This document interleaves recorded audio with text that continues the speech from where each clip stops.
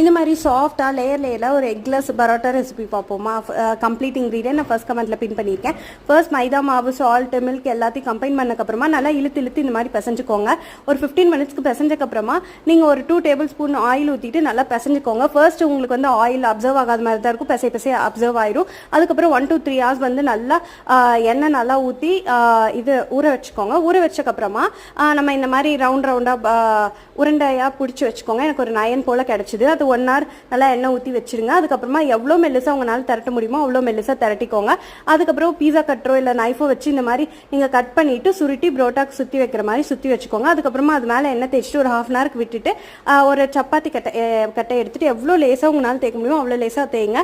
ஹார்டாக தேய்ச்சிங்கன்னா அந்த லேயர்ஸ் எல்லாம் போயிடும். தேய்ச்சி எடுத்துக்கப்புறமா ஒரு ஹாட்டான தவாவில் புரோட்டாவை மீடியமில் வச்சு நீங்கள் போட்டு எடுத்திங்கன்னா நம்மளோட சூப்பரான புரோட்டா ரெடி ஆயிரும். 2-3 புரோட்டா போட்டக்கப்புறமா அடித்து எடுத்துக்கோங்க. Thank you so much.